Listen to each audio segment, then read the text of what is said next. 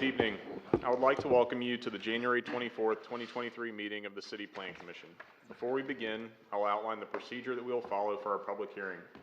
As each agenda item is called, the applicant or his or her representatives and persons for the request will be allowed to speak. Then persons against the request will be allowed to speak. If there is opposition to the request, the applicant will be allowed to make a short rebuttal. All persons wishing to speak need to come to the microphone at the front of the room. Please state your name and address for the record. All statements made should be relevant to agenda item and be limited to 3 minutes. If there are several persons in favor of or opposed to a request, we encourage you to allow 1 or 2 persons to act as a spokesperson for the group. If you like, a spokesperson for a group may request that that group stand and be recognized. While public discourse is very important to the Commission, we have to maintain order in the meeting so that all persons may be heard and city business may be conducted. If so directed by me, the Sergeant at Arms shall remove from this meeting any person while addressing the Commission or while attending the Commission meeting making personal, impertinent, or slanderous remarks, who becomes boisterous or making unauthorized remarks from the audience, stomping of feet, whistles, yells, or similar demonstrations. The Commission members have reviewed each of these items in a previous work session. The recommendations we make tonight to the City Council will be based on the work session and the information provided by staff, as well as any additional information presented tonight. After completing the hearing on each item, the Commission will consider action on the item. The action taken tonight on these items will be in the form of a recommendation to the City Council. The City Council will also conduct a hearing on these items, which will be held Tuesday, February 21st, 2023 in the Bosque Theater of the Waco Convention Center, 100 Washington Avenue. The record and recommendation of the Plan Commission and new testimony will be considered by the Council at that time. The first item on our agenda is approval of the minutes of our December 19th, 2022 work session and business meetings and December 19th, 2022 work session and business meetings. Are there any changes or additions? Okay. Seeing none, they stand approved as written. First item on our agenda are subdivision plats. What are the first that will be taken up tonight? Yes, sir, Mr. Chairman, members of the Commission, we are going to take the variance request on item number 1 first.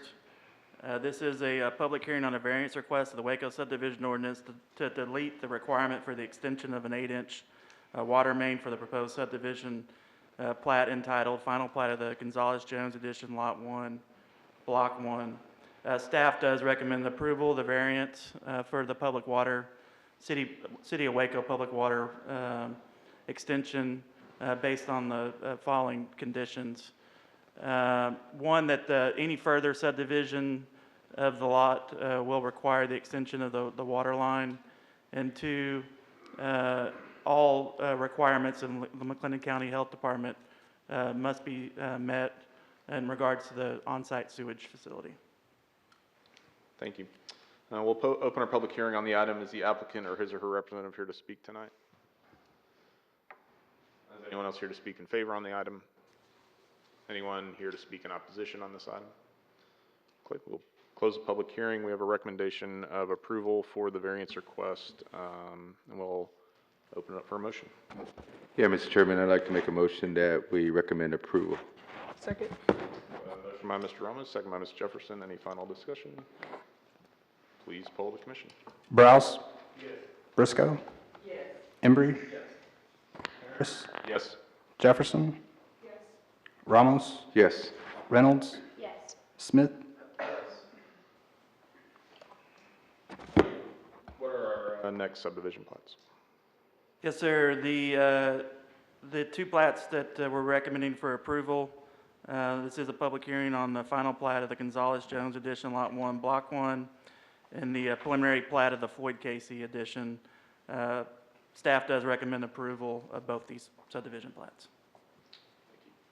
We'll open our public hearing on these items. Are the applicants or his or her representatives here to speak tonight? Is there anyone here to speak in favor on these items? Anyone here to speak in opposition on these items?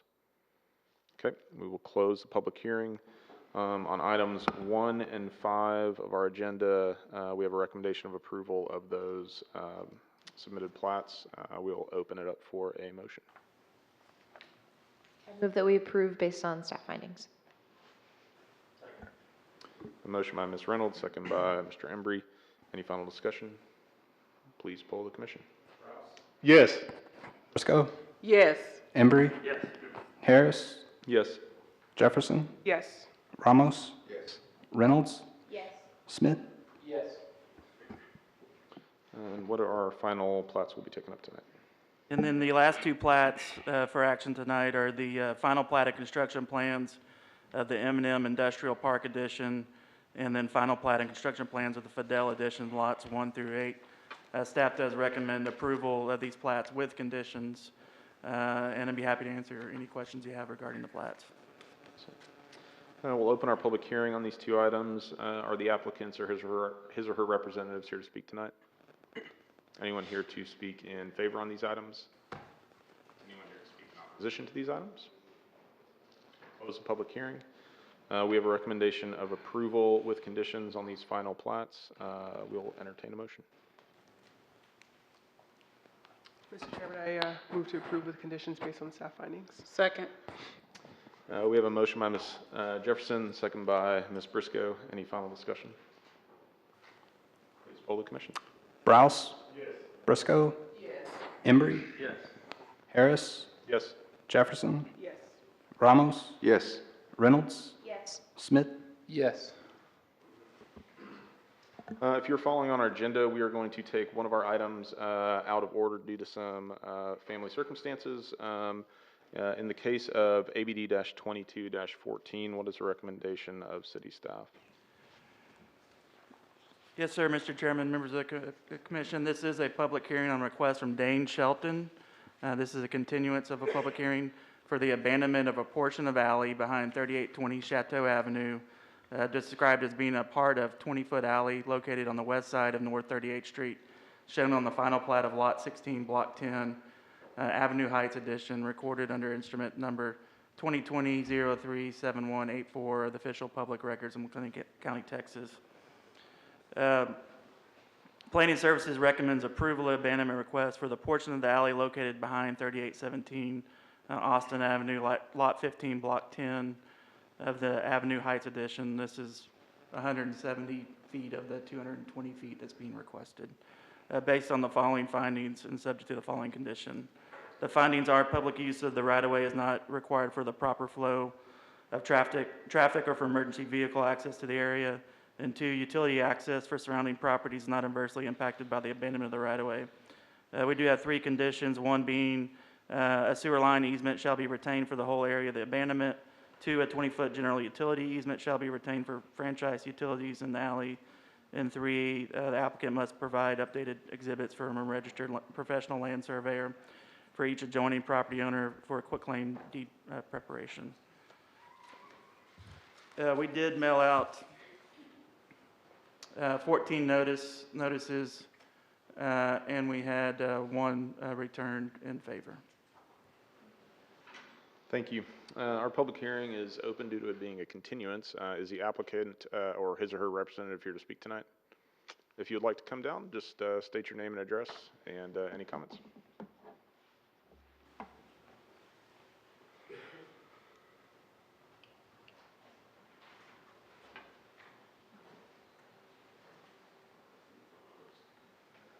Hi, Dane Shelton, 3820 Chateau Avenue. Thank you again for looking at this for us. We are requesting that the alleyway is abandoned. As you know, as we discussed last time, Mr. Odom, who is right behind me, is okay with that as long as he doesn't get the property and have to pay taxes. And we've made that agreement between us. And Dr. McCluskey, who is on the other side of me, he borders between myself and 38th Street, so he's on the corner. He actually wants his 10-foot as well, and that's one of the reasons that's behind his house, and that's one of the reasons why we did this for the whole 20, was because of the agreement with my back door neighbor and my next door neighbor, who also wanted to see it abandoned as well and taken his 10. So we did it all at once so that they wouldn't have to reapply or go through the process and stuff. So we are hoping that we can get this done so that so that we can take in those areas of the alley and we can maintain them, since if they stay in the alley, they are not maintained. And we'd like to bring them into the fence and maintain them.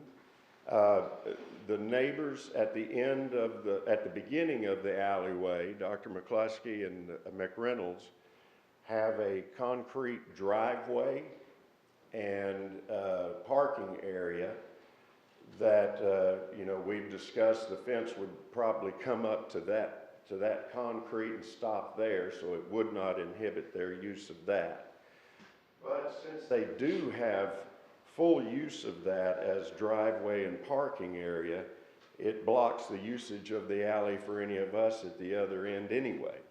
So we'd like to get the alley taken in and get it fenced in and taken care of, again, for our safety. Many times I've had police in my backyard apprehending someone in the middle of the night or the middle of the day. Mr. Henderson, I think, said the same thing in his letter.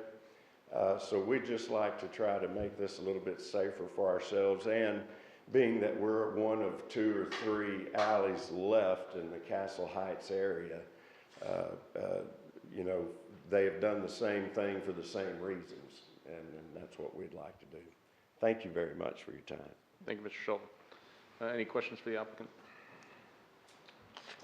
Is there anyone else here to speak in favor on this item? All right. Anyone here to speak in opposition on this item? You just state your name and address. Larry Myers, 3825 Austin Avenue. I'm catty corner from this discussion. I do not want property back on my side of my property.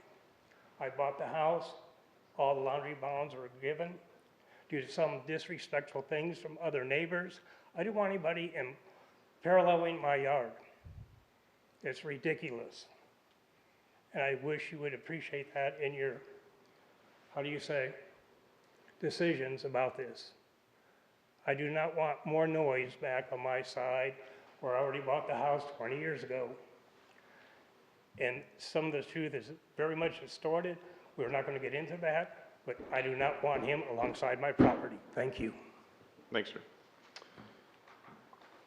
Anyone else here to speak in opposition to this item? State your name and address. Louis McReynolds, 3725 Austin. I'm here on behalf of my mother, Jean McReynolds, at 3801 Austin. She would be here herself tonight to speak, but for the fact that she is seriously ill at home. I've served 6 years on this planning commission myself. She served 9 years on the planning commission and 4 years on the city council representing Castle Heights. She has lived in Castle Heights for 72 years, as has my family. This property was known as Friendship Hill when it was developed. The neighbors were all in cooperation. They were respectful of each other. They all worked to maintain the alley. My grandmother, until she was in her 90s, maintained the alley, not only behind her property, but behind the other 3 houses there as well. And we have continued to maintain it, despite assertions by people who said that it has not been maintained, who I've seen in there maybe once or twice in the 13 years they have lived there. My understanding that city staff has recommended only the 170 feet behind between Mr. Odom and Mr. Shelton. And before you is not the abandonment of the entire alley. The only issue before this commission is the 200 feet requested by Mr. Shelton, or 220 feet, I suppose, because 50 feet of it is behind my mother's property. That alley is accessible. It is the accession to the utility pole. Our property is landscaped to the current border, and any movement of that line gives us 10 feet beyond that would require us to do full landscaping, while others are here looking finally to find a way in the middle of a remodeling project to get 2,000 free square feet from the city as part of their remodeling. The property that is not behind us, if Mr. Odom and Mr. Shelton have come to agreement to the back 170 feet, which is not otherwise accessible to the street, then if they've come to that agreement, will not oppose their agreement.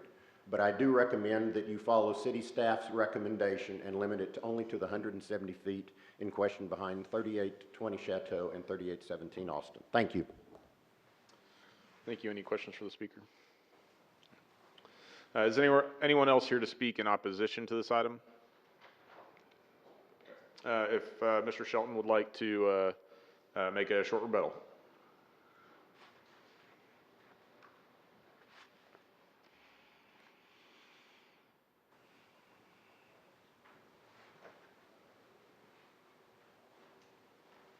Thank you.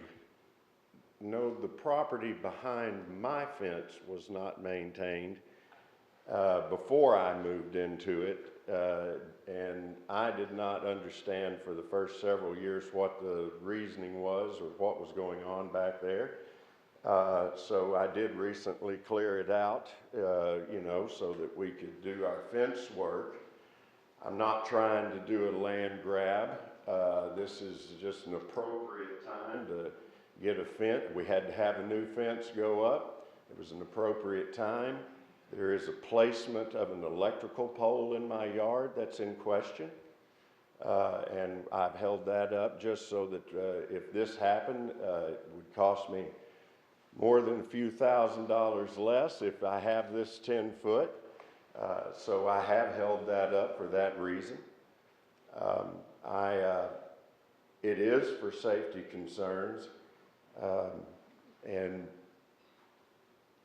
if Dr. McCluskey, who lives behind Mr. McReynolds, wants his 10 foot, then I guess we'll just cut out my 10 foot behind Mr. McReynolds, and I just won't get that. And I don't understand why we're in frustrations. I do live in Castle Heights because I believe in the historical nature of things, most definitely. But it's not 1932. Everyone lived together and everyone took care of each other's yards and alleyways and things like that. They weren't kidnapping 12-year-old children. They weren't running through people's backyards, knocking down mailboxes, doing crazy stuff like they do today.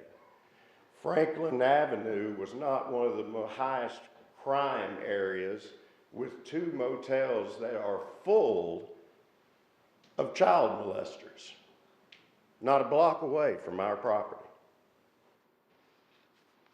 That's why we want to close it off. It's not 1930 anymore. Those days were fantastic, but it has changed, and for safety reasons, and for, yes, I would like to have 10 more foot at the back of my property as well, or I wouldn't have asked for it. But I don't have any ulterior motives for it. For the gentleman that stood up, and I don't know what I've done to upset him, but I've done something apparently. I'd like to make that up if possible. But we're not asking for the 10 foot behind his house, so it would not interfere with his landscaping. It would not interfere with any of his stuff. If he doesn't want that 10 foot, then I don't think he should have to take it.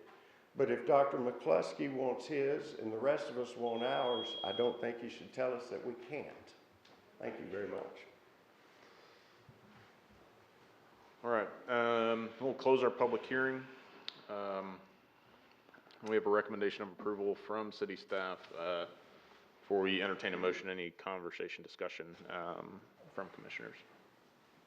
Yeah, after hearing, seeing what was presented in the packet, and after hearing the pleas of the parties, I would be in favor of recommending approval of the abandonment of the full 20-foot alley from the edge of the applicants to the beginning of lot 12 in our packet. And then from for the pendency of lot 12, to amend that to just abandon the 10 foot on the applicant side as opposed to the full 20 feet of alley being abandoned. That's kind of where I'm landing right now.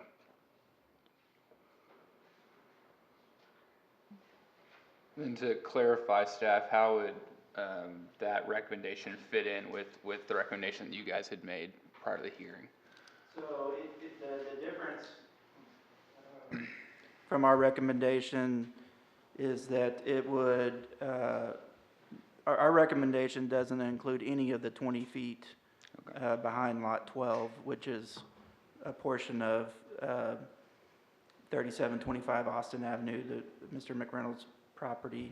This would abandon the 10 feet of that 20-foot portion behind that 50 feet to the applicant's side, but leave the 10 feet adjacent to Lot 12. Correct? Yeah, that's my proposal. I think I'm unclear now. This shaded part on page 183, is that what you were recommending, the city was recommending? The 171 feet. So that the exhibit that has the grade area, which is 221 feet, we are just recommending 171 feet of that. That's directly behind Lot 15, Block 10, and then Lot 16, Block 10. The 50 feet behind Lot 12, Block 10, we are not recommending that portion. I see. Then Clint, another question for y'all that I don't think we were able to address in our business session. We heard something about the maintenance of the alley. Does the city have any maintenance requirements on that property at all right now, or is it just the utility lines and sewer? That's correct. The only maintenance we're doing in the alley right now would be on utilities. If there's any utility issues, there has not been any city maintenance of the alley itself. So is there an onus on anyone to maintain it, or is the maintenance purely at the discretion of whoever happens to live there and if they want to do it or not? That's correct. So if you have an undeveloped alley, it's the responsibility of the adjacent property owner to maintain that. Okay.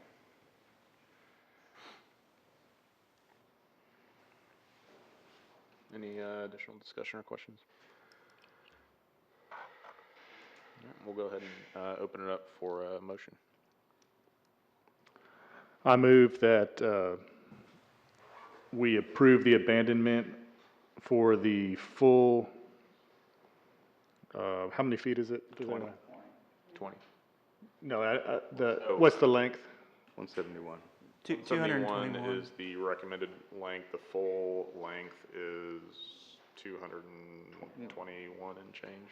So my motion is, or my recommendation is that we approve the abandonment of the full 20-foot alley between Block 16 and Block 15, and only the 10 feet of the alley adjacent to Block 16 between Block 16 and Lot 12.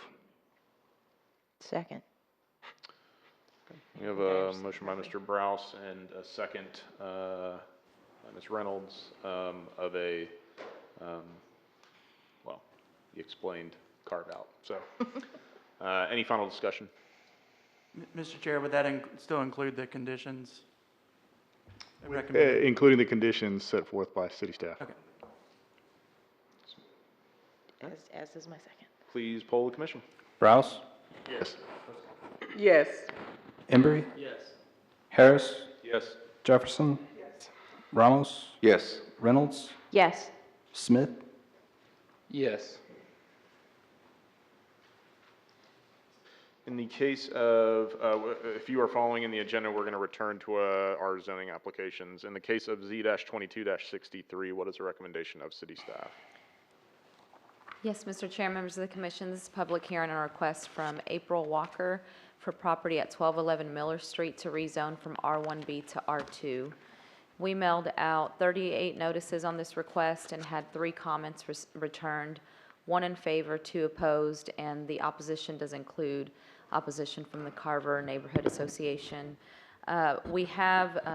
City staff is recommending a withdrawal of this request due to the application being incomplete, and so we would like to recommend that moving forward. Well, we will go ahead and open the public hearing on the item. Is the applicant or the representative here to speak tonight? Is anyone else here to speak in favor on this item? Anyone here to speak in opposition to this item? Okay, we're going to close the public hearing. As Ms. Warden has stated, we do have a recommendation to withdraw due to the application being incomplete. We'll open it up for any discussion, but also a motion. A motion to recommend withdrawal. Second. Motion of withdrawal by Mr. Ramos, second by Mr. Smith. Any final discussion? Please poll the commission. Browse. Yes. Briscoe. Yes. Embry. Harris. Yes. Jefferson. Yes. Yes. Reynolds. Smith. Yes. In the case of Z-22-75, what is the recommendation of city staff? Yes, Mr. Chair, members of the commission, this is a public hearing on a request from Arbelio Vela and Ana Gonzalez Lara for property at 1803 Avondale Avenue to rezone from R1B to O3. We mailed out 41 notices on this request and had 0 comments returned. City staff has received a request from the applicant to continue this rezoning request to the February 28th Plan Commission meeting, and Planning Services does recommend approval of the continuance. Thank you. Our public hearing remains open from our prior meeting. Is the applicant or their representative here to speak tonight? Is anyone here to speak in favor on this item? Anyone here to speak in opposition to this item? Okay.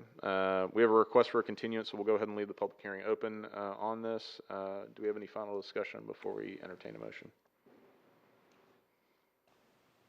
Okay. We'll entertain a motion. I move that we approve the continuance. A motion by Mr. Smith, second by Ms. Reynolds to approve the request for the continuance. Any final discussion? Please poll the commission. Browse. Yes. Briscoe. Yes. Embry. Harris. Yes. Jefferson. Ramos. Reynolds. Smith. Yes. In the case of Z-23-1, what is the recommendation of city staff?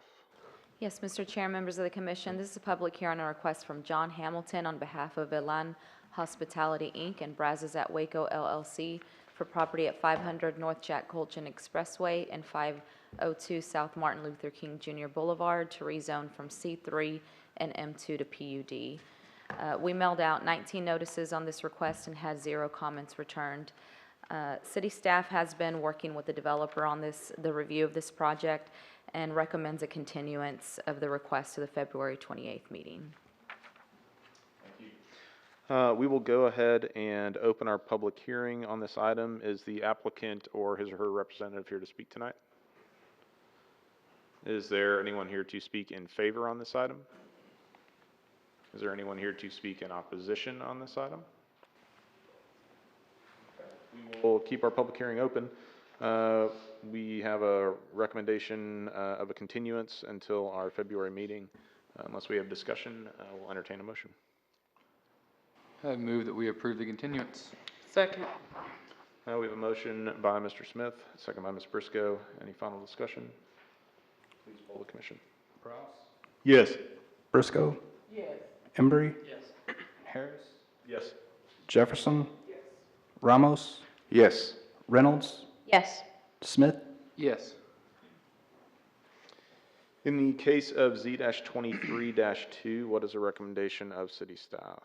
Mr. Chair, members of the commission, this is a public hearing on a request from Herb Cross and CWA Federal Construction LLC on behalf of LL Waco Real Estate LP for property at 2301 West Loop 340 for an amendment to a final PUD plan for a plan unit development known as the Allen Samuels PUD, and more recently referred to as the Volkswagen of Waco PUD, for the purpose of increasing the allowed building footprint from a maximum of 22,000 square feet to approximately 27,000 square feet. We mailed out 13 notices on this request and had 0 comments returned. Planning Services recommends approval of the amendment to the final PUD based on the following findings and conditions. The first finding is the final PUD plan is consistent with the approved concept PUD plans, conditions of the approved concept PUD plan, and the requirements of the PUD ordinance. and 2, the circulation plan, public facilities plan, and services plan, preliminary architectural plan, and site development and landscaping plan included in the final PUD plan are adequate. And the condition is that at time of development, full building plans must be submitted, meeting all City of Waco development requirements, including but not limited to the following: applicable building codes, site grading and drainage, parking, signage, vehicle or pedestrian access and circulation, landscaping, refuse location and access, and fire protection location and access. Building permits will not be issued until full compliance with all development standards of the City of Waco and the approved PUD plans. Thank you. We'll open our public hearing. Is the applicant or their representative here to speak tonight? Any comments yet?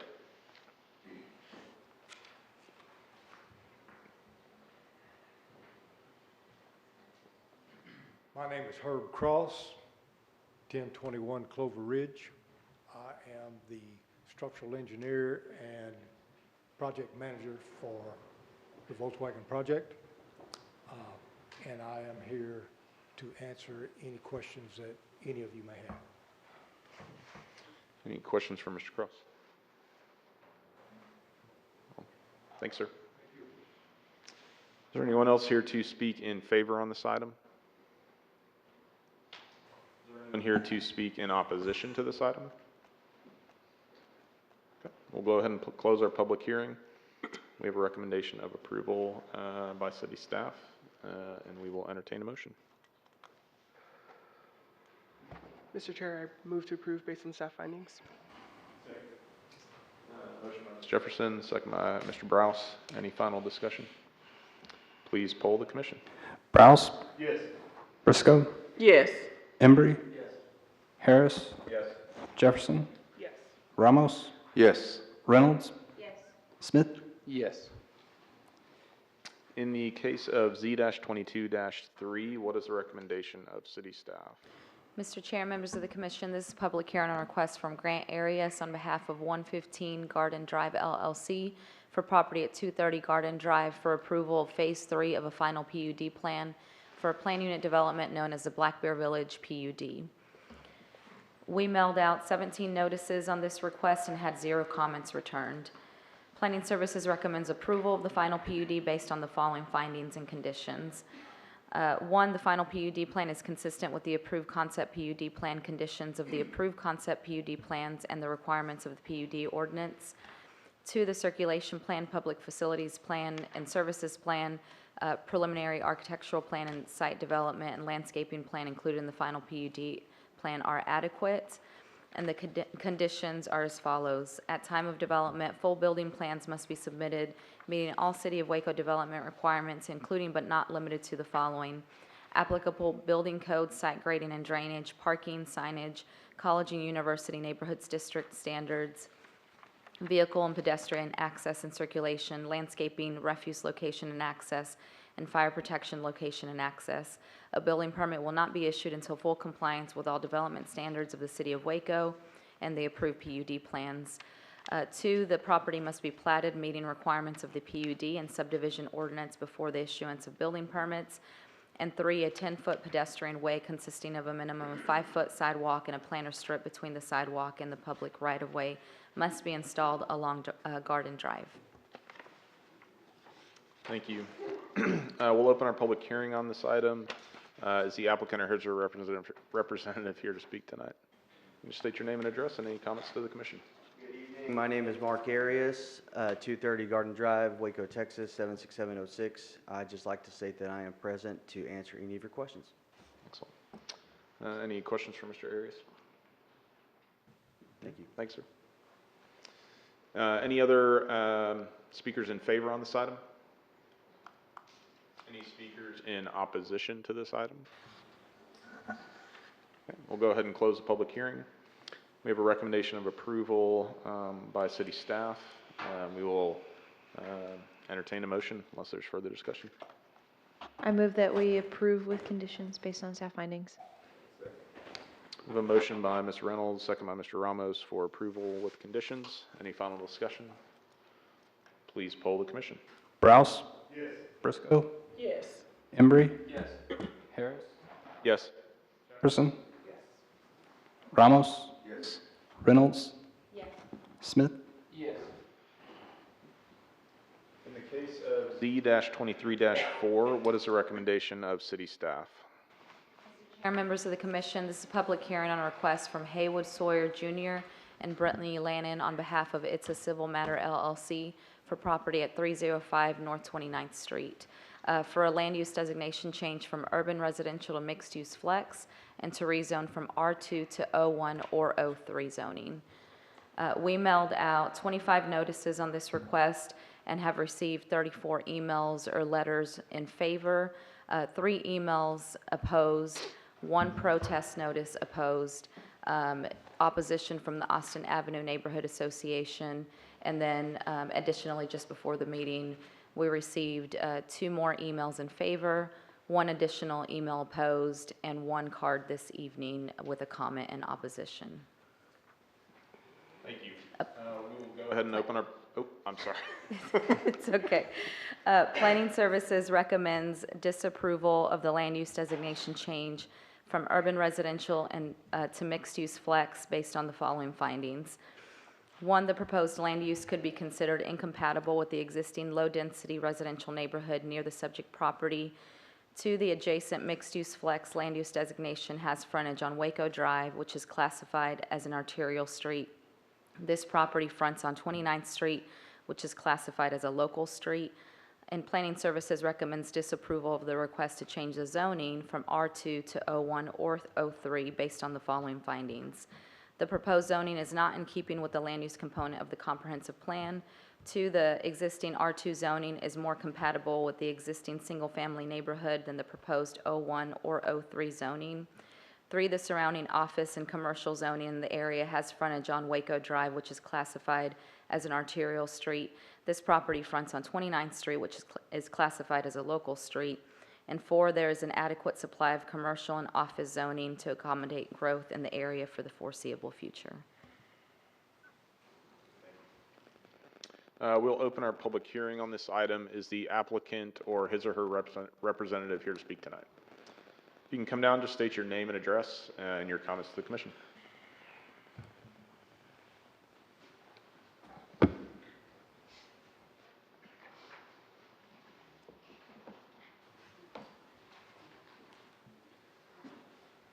Good evening. Thank you for having us. My name is Brittany Lannon, and I am one of the members of It's a Civil Matter LLC, located at 305 North 29th Street here in Waco. Briefly, I would like to take part of the time to discuss the initial analysis done by the Planning and Zoning Committee and resulting in their decision to recommend disapproval of our request. When we talk about the land use, you guys are looking at the comprehensive plan that was established back in 2016. I'm an attorney, I work in the court systems, I love consistency, and I understand why that exists is so that you will have consistency whenever considering these rezoning requests. However, there's a lawful method to request that these items can be rezoned. That exists for a reason. The idea of blind adherence to a comprehensive plan from 2016 is good policy is not good policy. So we welcome the idea that you guys are open to listening to this request, and we ask that you genuinely do so. There are arguments that are made about the land use that it's inconsistent or could be inconsistent with the existing low-density residential. Certainly. The very nature of the structure itself is not going to allow for that. It's not going to allow for a restaurant. It's not going to allow for anything that's going to be busy, busy, busy. It is going to be a very, very minimal traffic, minimal activity, quiet, peaceful office. It will be very consistent, frankly, with people who actually live at that home and work from home. We just don't live together because he's married to her and I'm married to him.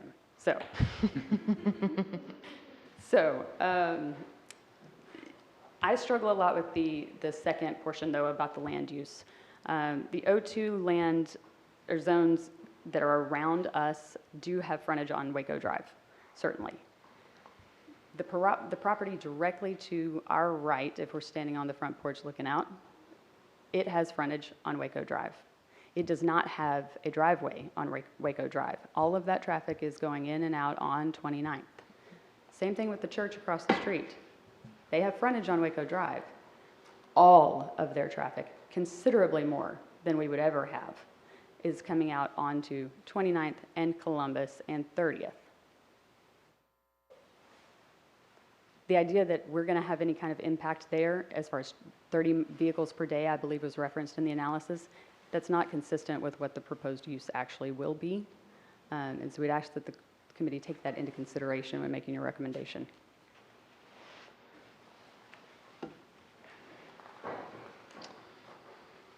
State your name and address and any comments. My name's Haywood Sawyer, and I reside out in China Spring at 490 County Road 3570, but I'm also part owner of, it's a civil matter where we bought the property at 305 North 29th here in wonderful Waco. First off, I would like to thank y'all for taking the opportunity to listen to us. And also I want to especially say thank you to St. Albans. We've had, some conversation together, Mr. Zimmerman that's back there. We tried to reach out to him. I guess he was too busy, so we went over to the finance guy for whatever reason. And we had a, good conversation about what we offer. To tell you what we offer in a nutshell is we're here to help people and save souls, just like this church is. We do it a little bit different, though. We actually go out into the communities, deep into East Waco, deep into South Waco, deep into these motels like Delta Inn over in Bellmead and places like that. And we take these people that have been charged, they're still innocent, and we give them hope in life. We show them how to build resumes. We show them how to get jobs. We help them into the workforce. So not only as the church does save the souls, we also save the flesh. We're trying to make these people productive members of society so they can pay their taxes, so they can actually do something with their life, where we're just throwing them to the wayside as we're currently doing. I started a program in 2017 to help people. I've got people here tonight that can attest to how I've helped them in their lives to be better. When they were charged and they were innocent and we fought for them. This building that we're calling 305 North 29th is not going to change anything on the front. Yes, we're going to add some paint to it because it needs to be painted. It needs a little bit of exterior work, but we're not putting up big signs, flashy signs. We're not bringing the criminal elements to the neighborhood like the church thought in the beginning. We're not doing any of that. The same people that we bring in are the same people that they should want in the church. However, as they clearly said before by one of their presidents on their board, is they're scared of my type of people coming into their neighborhood. Scared of people that have drug problems that I could put in rehab. People that are homeless that I could put into a job, that I could put into an apartment to help them out. Not only that, I'm having a community garden put out back that Betty Denton wants to still use, but she don't want to support this. That garden is going to be used for the people that are in that apartment complex that don't have anything. I'm going to be able to provide them food as well. They're going to have free access to it, because that's what we do. We're not sitting here trying to play games with the church and stuff like that. They're going to go with what the association says, because they don't want to ruffle feathers. Jesus ruffled feathers. Ultimately, he got thrown on the cross for ruffling too many feathers. That's what we do. My business is set up for Christianity and for everybody to come to me so I can help them. Thank you for your time and your consideration. Is there anyone else here who is here to speak in favor on this item? You can come on down, state your name and address, and any comments to the commission.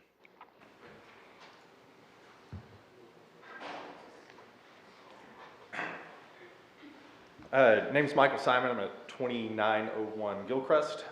I'm with the Simon Realty Group with Bentwood Realty. We represented Haywood and Ms. Lannon in the purchase of the property on 305 North 29th Street. Looking at the definitions on the City of Waco website for Office District 01, it says the Office District is intended to provide for development of offices serving primarily local and community needs in locations which have convenient access to major street systems. It does not say that it needs frontage on the major street system. Such locations may be adjacent to residential areas, and therefore height, yard, and other requirements are designed to maintain compatibility of scale with residential environment. I don't think that anything that Haywood mentioned just now goes against anything that's in that definition right there. I think it fits in very well with everything that he is saying. Other than 305 North 29th Street and the property at 323 North 29th Street, which is owned by St. Albans Episcopal Church, no other structures face North 29th Street on that block between Columbus Avenue and Waco Drive. Along with the neighboring property at 323 North 29th, the entire city block across the street is also property of St. Albans Episcopal Church and is appropriately zoned as such. The opposite neighboring property that backs up to 305 North 29th Street to the right is a duplex owned as an investment property that faces Columbus Avenue. These conditions have resulted in 305 North 29th Street essentially becoming an island in this neighborhood as the sole single-family residential property along that block with the property that is owned by St. Albans being across the street and to the left and the multifamily to the right. The city's initial rejection to the rezoning states that, quote, the surrounding office and commercial zoning in the area has frontage along Waco Drive, which is classified as an arterial street. However, the statement doesn't appear to be correct based on observations of that surrounding area. Again, it's making that home, that one location, an island in the middle of everything else being commercial or investment property around the side. St. Albans Episcopal Church submitted a backup offer to purchase 305 North 29th Street. The church even wired a sum exceeding $10,000 in earnest money to the title company a couple of days before Mr. Sawyer and Ms. Lannon were scheduled to close on that purchase of the property. That earnest deposit tangibly signified the church's own intention to purchase that property, and given the church's history of having previously rezoned the neighboring property at 323 North 29th for its own use, it would only seem that their intention in potentially purchasing 305 North 29th Street would be to expand their campus and also to rezone that property for their intended use. So appreciate your time and consideration. Both my wife and I are excited to support Haywood and Ms. Lannon in their efforts. Thank you, Mr. Simon. Any questions for Mr. Simon? Anyone else here to speak in favor on this item? If you can state your name and address and any comments you have for the commission. My name is Joe Gwynn. I live at 3533 Butyl Road, Lorena. I'm the former owner of the property in question. And the property next to us, which is considered the church annex, has been used numerous times as a substance abuse recovery meeting location. So the implication that this changing 305 to a business location would bring in criminal activity type people is contrary to what the church is using their annex for on a limited basis.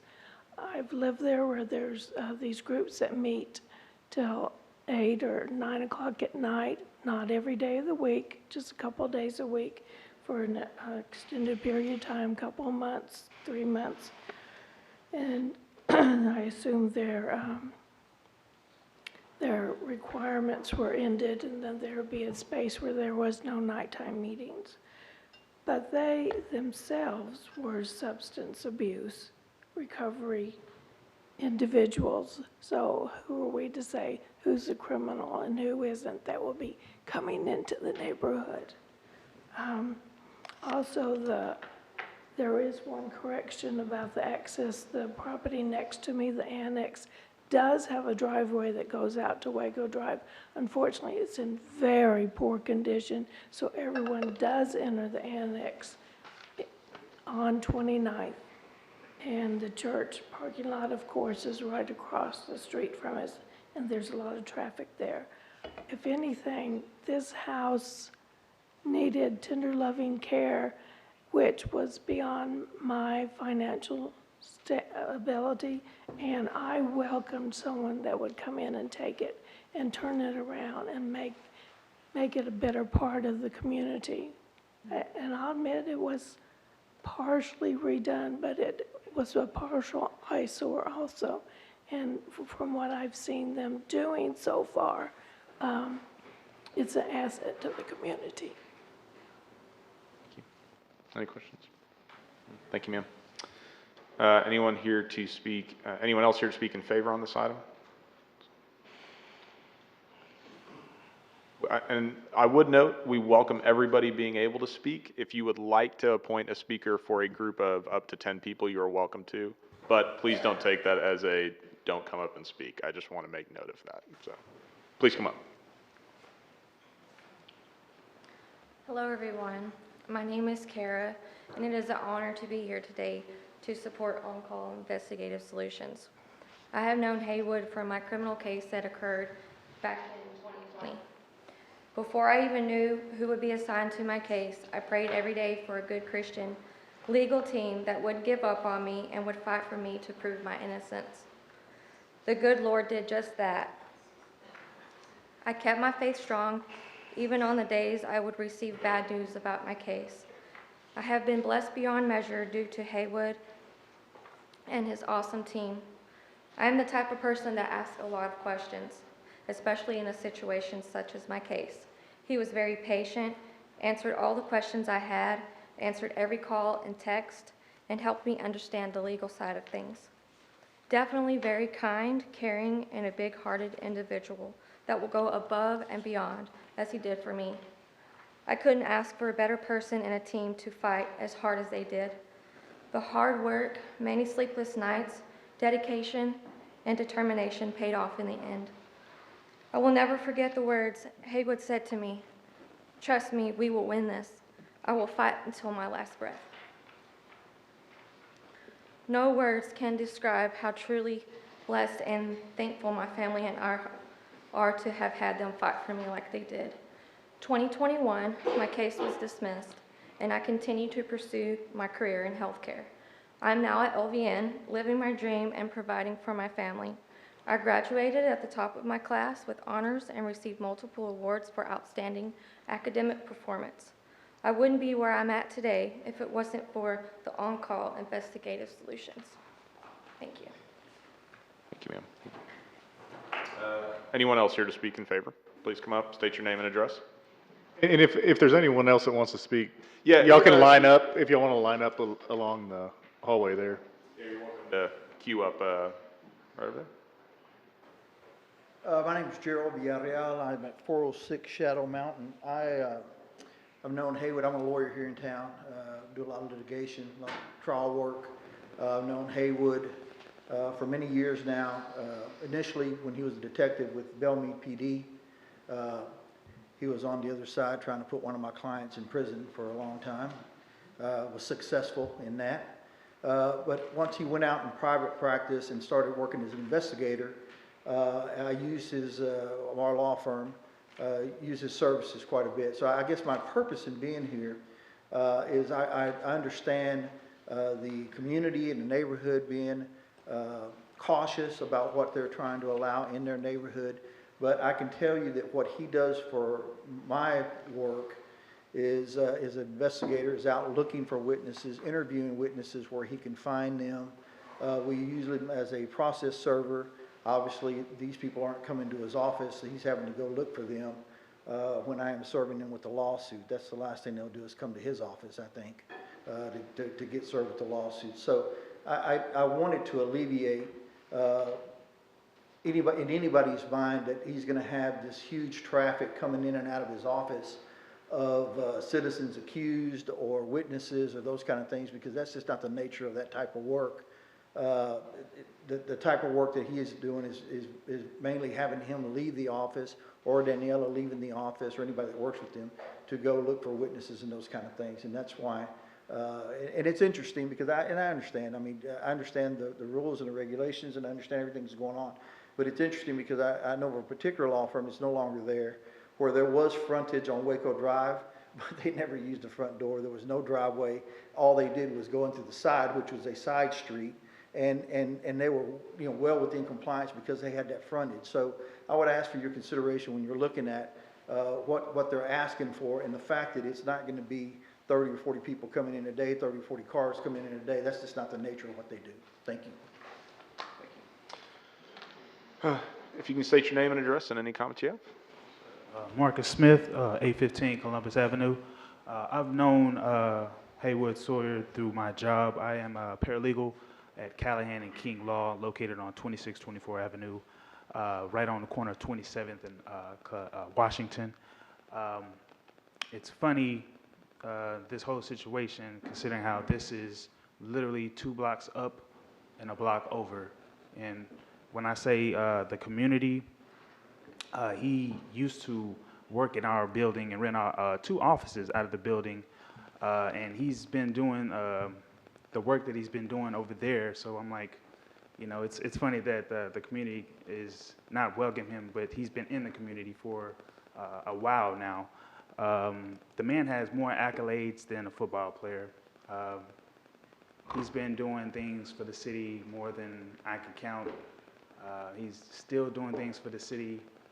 He's going to continue to do things for the city regardless of what outcome this is going to be. But as you can see, he's got support, and we ain't lying. So thank you for your time. State your name and address and any comments. Yes, my name is Tashika Amos, 3003 Cole Avenue. I was a defendant with Mr. Sawyer and Ms. Lennon. Sorry, I didn't prepare a speech. They called me today out of nowhere, so. I haven't spoke to them since 2019, but whenever they handled my case, I was charged with 2nd-degree felony, endangering and abandoning a child.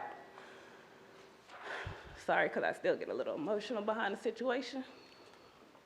But my daughter at the time, she was 3 years old. She unlocked the door while I was sleeping on her own and got out the house. Law enforcement came to my house. They came to the door, and my door was wide open while I was in the house asleep alone. They came in there, they asked me, was there anyone in the home? And I let them know. I woke up out of my sleep and I let them know, no, it's me and my daughter. And it was saying, well, ma'am, where's your daughter? She had been outside 1 o'clock in the morning by herself. So there was 3 officers that was there, and there was 2 of them that supported me, but there was this one that basically judged me. And he was saying that he took me to jail for abandoning a child endangerment, and he said that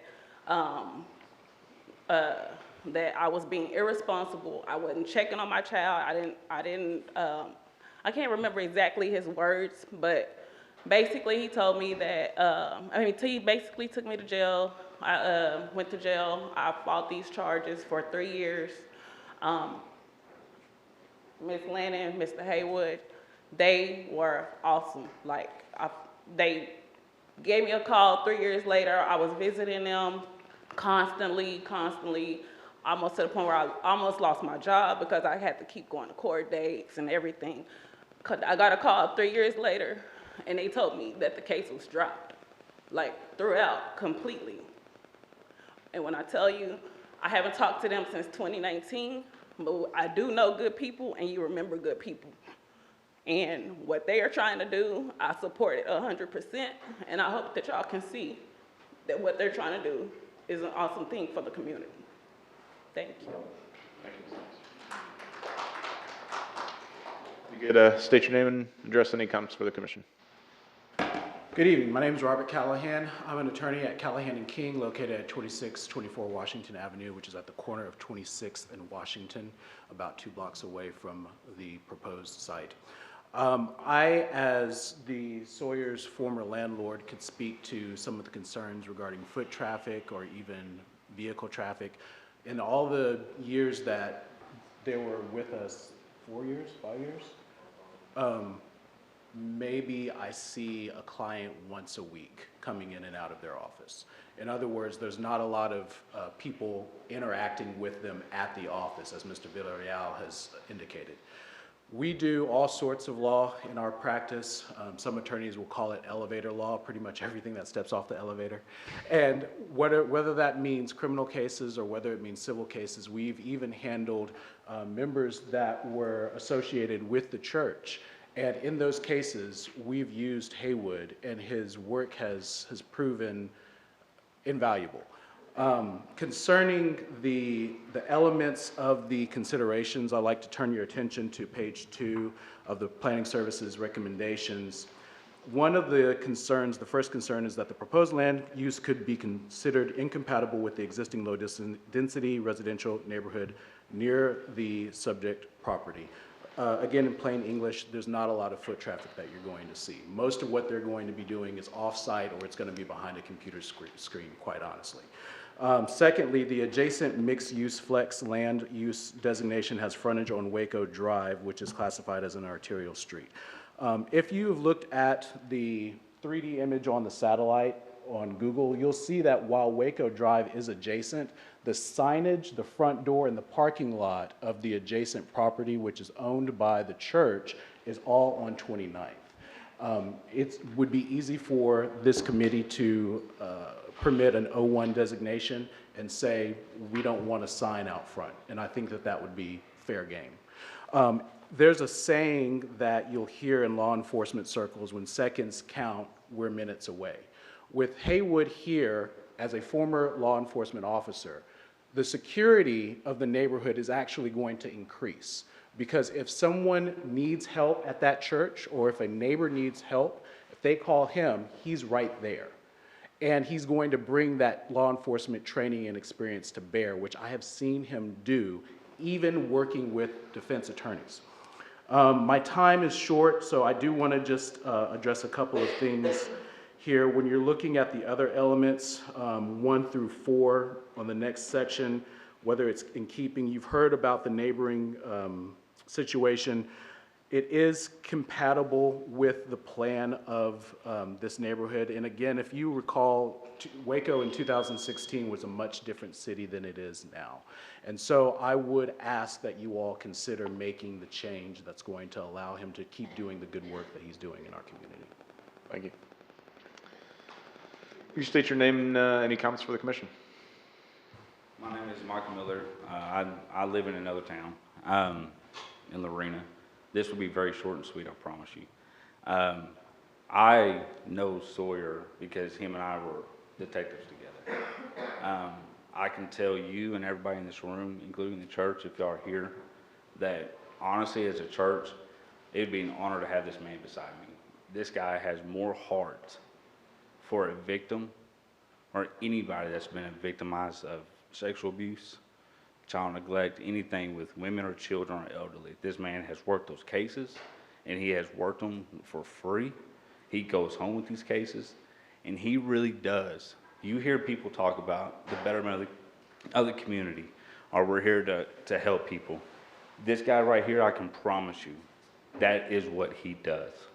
I know it because me and him have fought criminals together. We have found cases where people have lied. He has went above and beyond and dug the truth out, and he has kept innocent people out of jail when he was an officer. And so as him, and this is the whole reason why he went into his own practice, is because how much we saw that in law enforcement. Excuse me. That is why he went for his own practice. So for this gentleman not to have what y'all call a business, to him it's not a business. To him it's saving lives.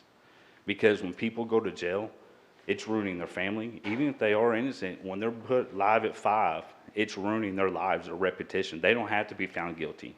It's ruining them. And this man right here is a huge speed bump for that. And he keeps so many innocent people out of jail. And as a church, I'll be honest, I love my Lord and Savior. I really do. He is the man upstairs. True story, me and him passed out Bibles when we were Bellmead cops together to all the homeless. Me and him went and got driver's license for all the homeless. We sat side by side. We bought many meals for the homeless.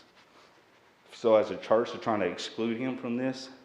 That's absurd, because this is the one genuine man that I promise you, if you get to know him, you'll regret your decision if y'all don't allow him to do what he's called to do. I'm sorry for the nervousness. I'm very passionate for this man, because I'm telling you as a group, guys, this guy right here is the one you do want on your side. This is a small portion, very small portion of what he's done. I've seen it with my eyes. I wouldn't be up here talking if I hadn't. So please take this in consideration. I don't know y'all's business. I don't know all these avenues and what y'all are doing, but this man's heart right here is 100% genuine. He would never put a community or anybody at risk. Never. So that's what I got to say. Thank you. All right. You can state your name and address and any comments you got. William Richardson, 1823 Southern View in Lorena. So I did have a nice speech planned, and as everyone before me has so eloquently put, I'm going to have to pivot a little bit from what I was going to say, so I'm not beating a dead horse here. I live in Lorena. My children go to school at St. Louis Bishop Riker. I spend 2 hours a day driving back and forth. A good majority of that is on Waco Drive. At one point, I was looking at buying a house closer to their school, which is, Waco Drive, 25th Street area. And I saw a few houses on Waco Drive that were for sale. And the first thing that pops into my head is, why would anybody want a house here? There is just nonstop traffic, accidents. It's not a good place to have a residence when you have neighborhoods back here. So that leads into Waco is growing, Waco is expanding. Why keep this one sole little island property as a residence? We have the process, as Ms. Landon stated, to rezone it. I think we should take full advantage of that and let Mr. Haywood do the good deeds that he's going to do. Thank you. All right. Anyone else here speak in favor on this item? All right. We'll turn it over. Is there anyone here to speak in opposition to this item? You can come down and state your name and address. Any additional individuals who would like to speak, please feel free to come down as well. So.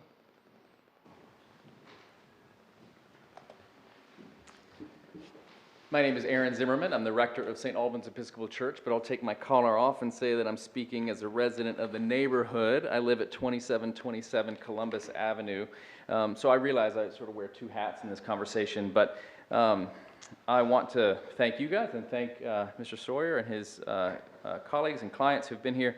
A lot of the things that have been said tonight have been about your character as a person and the good work you do and your firm has done, and I want to say that as a resident of the neighborhood who lives a block away from this proposed, for the property that's proposed for the rezoning, I am not against him as a person, the people he works with, or the people he serves. I don't argue with the good work that he has done in the community. I simply want to preserve the residential character of the neighborhood.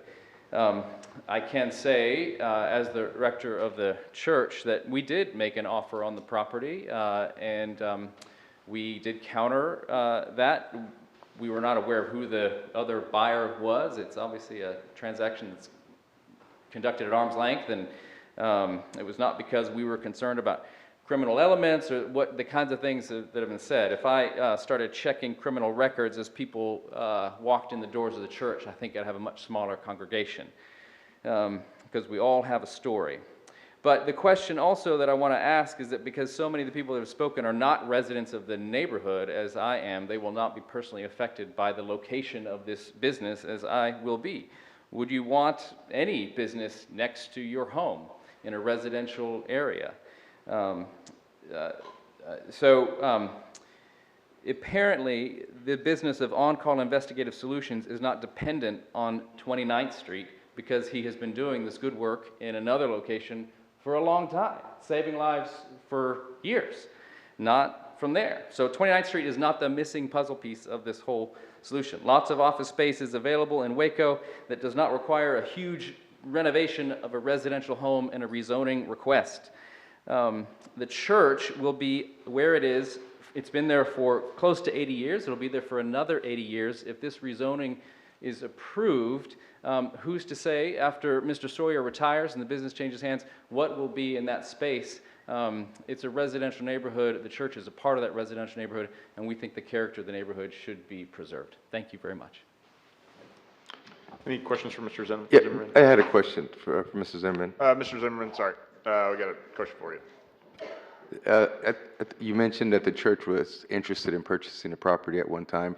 Was there an intended use that the church was considering for it? Yes, clergy housing. Clergy, okay. Thank you. If you could state your name and address any comments you have. My name is Kara Leslie, and I'm a priest at St. Albans. but I also am a hospice chaplain. And then what I do in the annex building, which is next door, is I offer spiritual counseling to ages 5 years old to 85. I spend more time in that building than anybody else does. Yes, we do have 2 AA and NA programs, but they're 2 hours, and I'm there probably 10 to 15 hours a week, seeing small children, families that are struggling with all kinds of emotional and spiritual issues.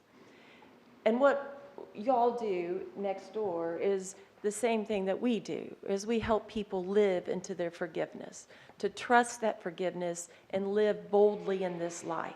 That's what we do. And we're thankful that there are other people that do that. But this place that we're looking at, I am concerned for a few reasons. One, parking. Today, there's only 2 parking places, and that would mean parking on the street, which is not allowed. There is no bus stop nearby for people to travel from the hotels that they're mentioning.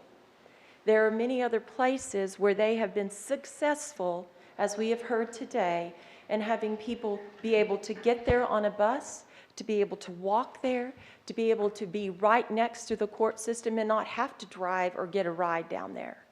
There are some very tangible and visible elements that are not being taken into consideration when they have their business right next door in a residential home. Now, there are some invisible, if you will, concerns that I carry. I carry the concern of, I'm not sure who will be coming in and out of the door. I don't know their history or the path, nor will they know the history and path of the people that come into my office.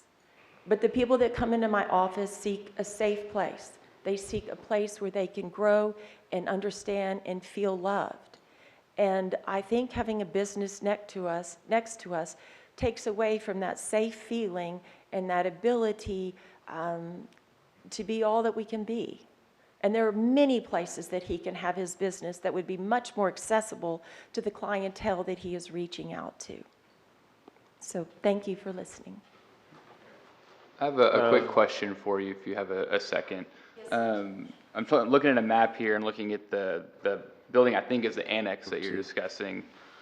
Yeah, that's what I'm looking at. So the people who come to visit you, how do they access your parking lot? Do they turn in off Waco Drive, or do they come in on 29th Street to turn into your office? There is a broken driveway from Waco Drive. It is accessible, but it is really broken. So they do come in on 29th Street into that parking lot. Okay, thank you. But I will say that it is not a business what we do. It is a ministry. There is no money exchange. There is nothing. There is healing and hope and a sense of safety that nothing else can provide. Thank you. You could state your name and address and any comments for the commission. Thank you. My name is Alberto Mellis. I live at 3909 Hubby Avenue, Waco. Here's a short statement. I've heard law enforcement mention. First of all, there are people that have spoken that I know and love in here, and not opposed to this service and not opposed to the fact that these people need help. I believe that there are better places in Waco, particularly in the downtown area, that are better suited for this service than where this one is. As far as the law enforcement situation, I spent 40 years in law enforcement, the last 16 as a chief, including almost 8 years here as a chief of police. And I have about besides 2 degrees, I have about 3,000 additional hours. So I do understand the need as well. But what I want to submit is that there are better places that will not cause these problems and will serve equally, if not better, than this does. If you have any question, if not, I will go and sit down. I guess I had a question again. I heard the lady spoke before, said that the work that they hear it is intended to be used for is the same work that you are doing there. But I'm hearing that didn't want any problems, so I'm just curious about what is the concern about the type of problems that would be considered if the work is similar to the work that's being done currently next door. The problems that have been discussed here, I'm sorry, I'm not too sure what is there. I'm concentrated right now in the positive, and that's that there would be better places that serve to the fact of being adjacent to a church property. Thank you. Mr. Ramos, and Mr. Harris, may I speak just to clarify something in response to your question, Mr. Ramos? That'll be fine. Again, Aaron Zimmerman, 2727 Columbus Avenue in Waco.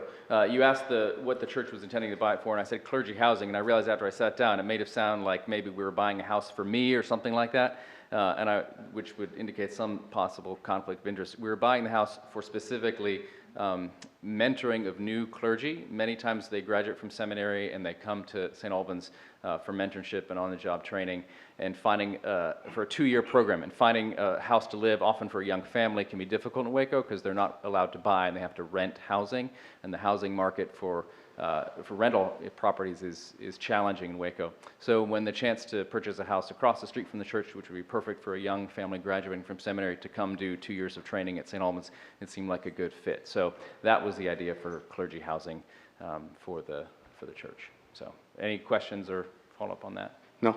Okay, thank you. You could state your name and address and any comments you have. Hi, I'm Andrea Zimmerman. I also live at 2727 Columbus, and I just wanted to speak real quick to, as somebody who actually lives in the neighborhood. We live 1 block from the property in question. I walk past it several times a day, so do my children, so does my dog, and I got the feeling that we're thinking of 29th Street as kind of a commercial throughway, but it's not. It's a residential neighborhood. Children walk, children learn to ride their bikes in that neighborhood. People are jogging, pushing the strollers, so it's not like it's not a commercial area. It is a neighborhood, and the church maintains that neighborhood feeling. So if there are any questions for somebody that actually lives in the neighborhood, I'm here. I do have one. So when we talk about the people and the commercial nature versus residential nature of 29th Street specifically, is your concern as a resident more with the number of people who are coming in on the street, or is it with the type of people who are coming in? I'm concerned about it changing to a commercial. So is that number of people? I think I'm just trying to understand the distinction. I'm thinking long game. I'm thinking about when this turns over, when it's sold to another property or another owner, what goes in that space. And this is the point where we can have a say in that. But once it's my understanding that once it turns over, it remains, excuse me, it remains commercial. Is that right? Yes, ma'am. If the zoning was changed, that'd be correct, yes. Yeah, so that's my concern.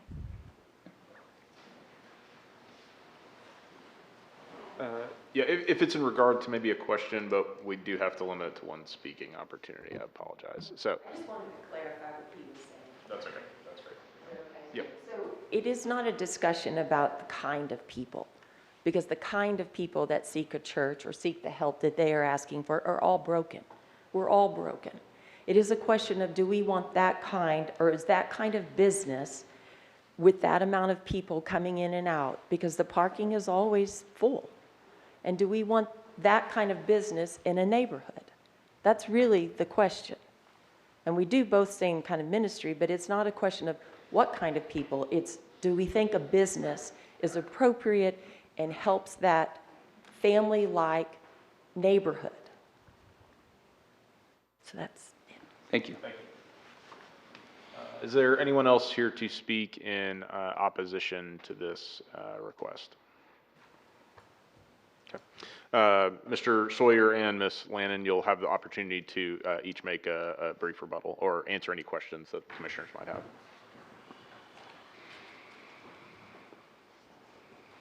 Members of the board, as I sat here and I listened to the people that came forward to speak on the behalf of what good we have done in this community and this state alone. And then I sit here and I listen to St. Albans. You know, I stand here with Jesus beside me today. I've run with Jesus. I've talked to Jesus. I'm always with Jesus. I love Jesus. But listening to what they're saying, it's disheartening, I would say, to hear a church not believe in the gospel of the teachings of Jesus Christ. When he says that we shall love our neighbors as we love ourselves, that's what it says in the Bible. We accept people. The Ten Commandments are very clear what we should do in life.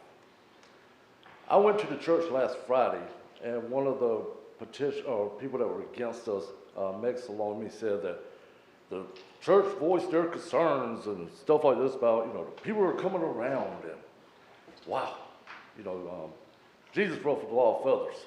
I ruffle feathers every day, you know, because I'm in the East Waco. I'm actually in people's houses. I'm actually in the Stella Maxi. What they do, I don't know. I want to speak about the traffic that they're talking about the cars at the place. I do apologize to the church in advance that I have my truck up there because I had to help somebody the other day, so I left my truck up there. I drive a little minivan for surveillance. That's up there right now because that's my work vehicle. So that's two vehicles.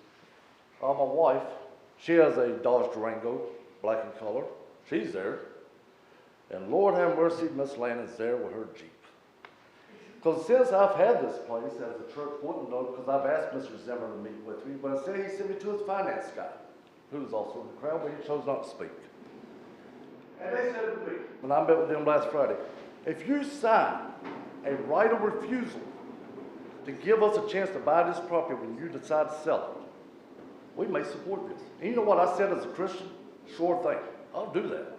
I'll do your right of refusal to get your support. Because I want to work hand in hand with this church to make this community better. They're just worried about Castle Heights. I worry about Waco. I worry about the other side of District 4. That's where my people are at, since we're talking about people. I'm with the poor people, but that's what I am. I know I don't have a few more seconds, so I want to put this out here to y'all. The church is bitter because like they told me last Friday, they want to buy the whole block. That's what they want. The house right next door to me is a duplex. Them people live down in Kingsville. They have nothing to do with Waco except for collecting money and taxes. You know, pay their little taxes every year.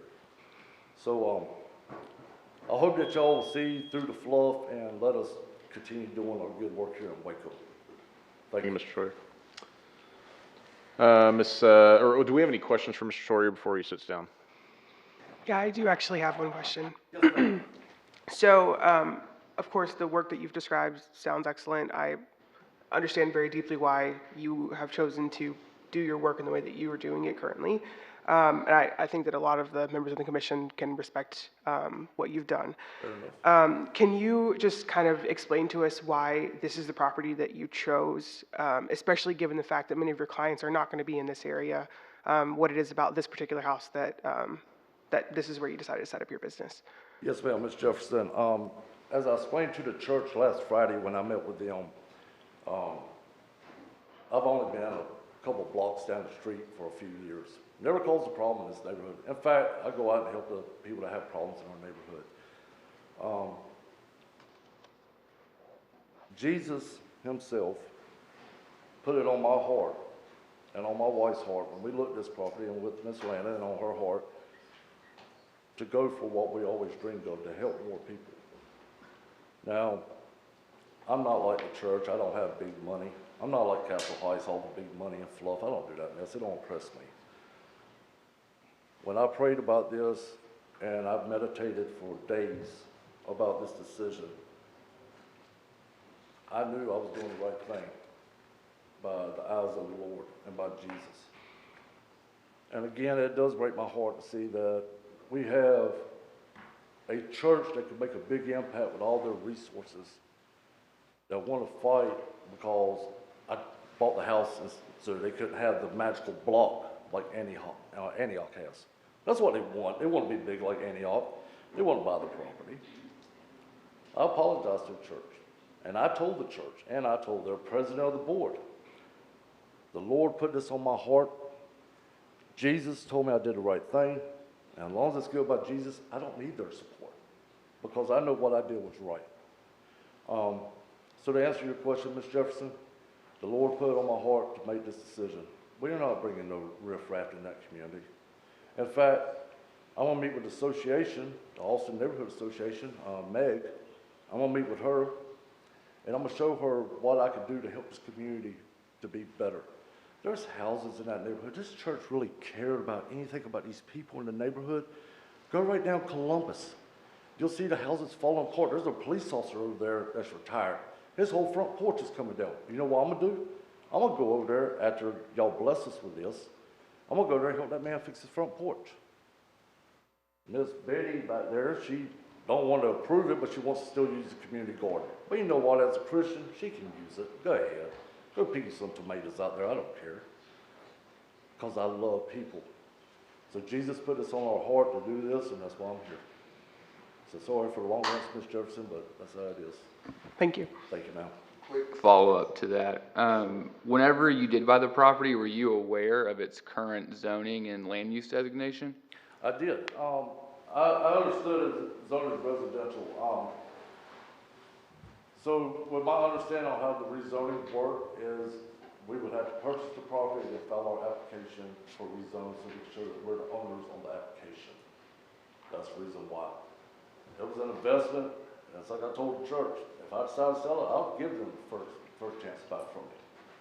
Even today, even though they're sitting here protesting and doing all this mess, as my teacher taught me, which is Jesus, still love him, still bring peace to the community. So at the end of the day, their words mean nothing to me. And you know, if I do decide to sell this place, you know, I'll give them the first deals. The other option is I can start a, you know, boarding house there, you know, for veterans, homeless veterans out there. I put them all up in there. I mean, but all we're doing is sit there as a workspace. We go out in the community to actually meet our customers, our clients, or we go to the jail and meet them. We don't bring problems. You can ask Mr. Callahan and Mr. King. I've rented from them for years, right down the street. Never had a problem. Is it fair to say that you were aware when you bought the property that your intended use now wouldn't fit the zoning whenever you bought it? So when we first bought it, Mr. and Mrs. Simon, they helped us with it, and we knew that we were going to have to get it rezoned. Okay. Now, the church put a little bug in my ear last Friday, which I'm not going to do. It's called lying, and I will never lie to y'all. They said, why don't you just tell them that you use it as a home-based business? That's called lying, and I'm not going to lie to you. You know, I could put a bedroom up in there and sleep there a couple of days out of the week and say, hey, I still live there, but I don't do that. I want to be very straight up with y'all what we're doing and how I'm continuing to help the community and how this plan here is going to be able to help more people in the East Waco, not bring problems to their precious community. I'm not going to do that. Thank you. I do have a question. Have you looked at, I know you said the Lord placed this on your heart, but have you looked at other locations? Because you mentioned East Waco and South Waco a lot. Do you have locations there where you can move closer to the people that you're willing to serve? Well, I could. So, unlike a lot of people, I put my whole life savings in this. So, you know, I put all mine in the faith of Jesus and God, and I took everything I had. My wife took everything she had. Miss Lan took everything she had, and we dumped it in this dream. And you know, most of my work, you know, on an 8-hour, 10-hour day, you know, 6 hours is I'm out on the streets. I mean, you know, people know me in East Waco. I can get around East Waco in a Stella Maxi, and you know, what most people shun away from. I go in there and hug people. I love hugging people, so I hug everybody. Everybody, you know, wants a hug. Everybody deserves a hug. You know, I would hug y'all if you give me a chance. I mean, I like hugging. No weirdness. I just like to hug. So, you know, we're not going to stop our dream, you know, because of church. You know, I'll leave that property there, and like I said, you know, I'll find a use for it. You know, there's other uses, but I want y'all to understand that we have invested everything into this to make something big happen, not to bump heads with a church or some association that wants to run around. We're not here to do that. We're here to just be friendly neighbors and love each other. Thank you. Could I ask anyone who's here on behalf of Mr. Sawyer, could y'all stand up if you didn't come talk? I think there's considerably more people here. I would hope the church will stand up too. Thank you. Mr. Sawyer, I would like to point out though too, when we're considering whether or not to do a zoning change, especially when we're doing a zoning change that would also require a land use designation change, we have to look at what is the most intrusive thing that can go on that land at that land use. And what you do seems to be amazing. I support it, and you clearly have the support of the community, and I applaud you for what you do. But I would like you to bear in mind that we have to look at not what you do, but what are all the possibilities of what could go on there if we intrude into the residential with the land use. So I just wanted to point that out. Okay, and Ms. Landon probably could address that a little bit better.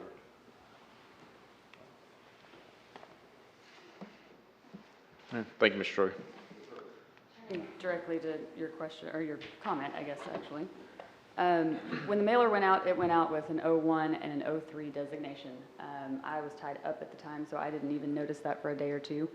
And the more I looked at 01 versus 02, which is what I thought we would originally be pursuing, and 03, the more it seems appropriate and best suited for everybody involved in this conversation that we are looking at an 03 designation. It's the most restrictive commercial option that there is.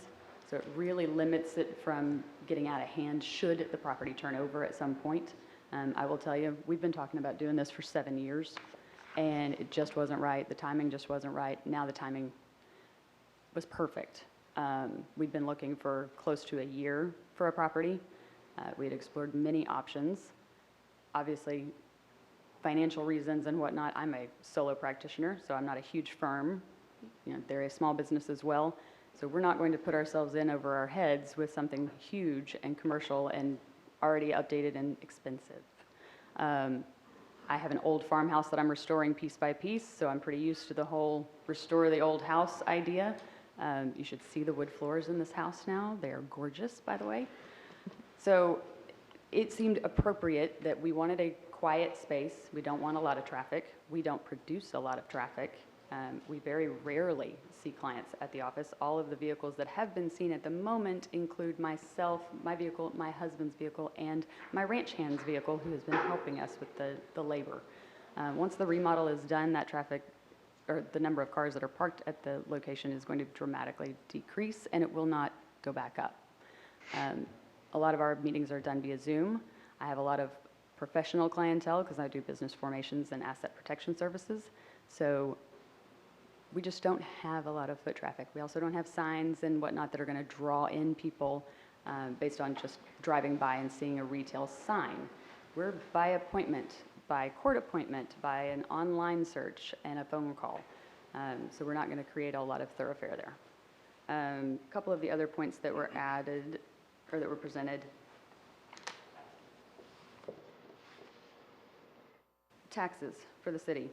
The most beneficial thing in the world would be to approve this rezoning designation because it allows this commercial use and it forces us to pay the taxes without the exemptions that Mr. Sawyer here is entitled to if he were to have bought this property as an investment property instead, like our neighbors.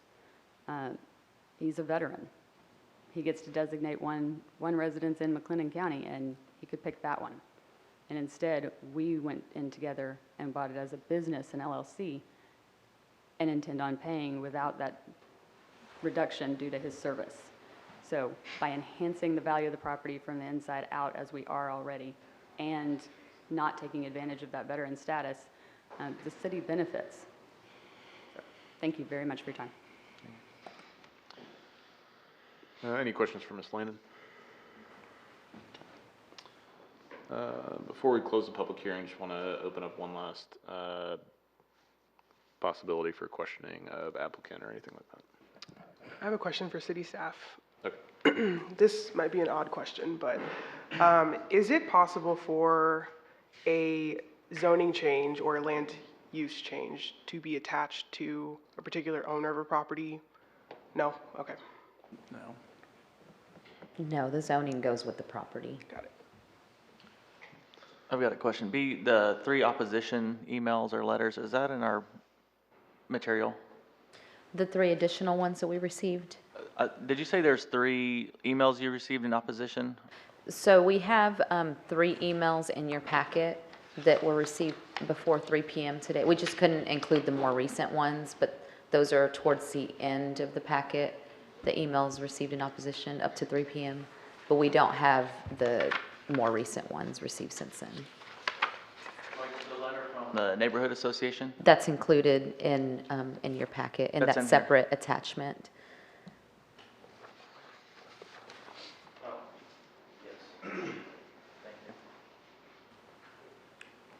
I'm gonna go ahead and close the public hearing unless we have, perfect. Okay. All right, so we'll open it up for discussion amongst commissioners, before we entertain a motion, so. Well, I don't know, there's a lot to digest here. We've heard from a lot of people. There's a lot of different people here in support, which is obviously telling about what the nature of what they're trying to do here. I'm struck by the overview that we looked at in our work session. There's a clear one property buffer around the entire neighborhood. And I'm very afraid that if we start intruding on that, even if it's for a worthy cause like this, that's going to set a precedent the next time someone comes in and wants to change to 03 and says, hey, you let my neighbor change to 03, now I want to start a restaurant here on this corner. How come you let him do it and won't let me do it? I think that starts the precedent. Right now, there is no non-residential inside Waco Drive in Franklin, except on the other border where he had been officing prior. One of the speakers brought this up, and I think it's telling. A mere 2 blocks over, you've already seeing mixed-use flex and O2, O3 zoning, 2 blocks from where this is. But it's a full 2 blocks. There's no inclusion up until that 27th Street. That's where you start to see some O2 off of Waco Drive. And this area is under constant pressure from Waco Drive, from Franklin, and now creeping in from downtown to let more and more non-residential uses fly. And I think that we really need to stick and take a hard line on this.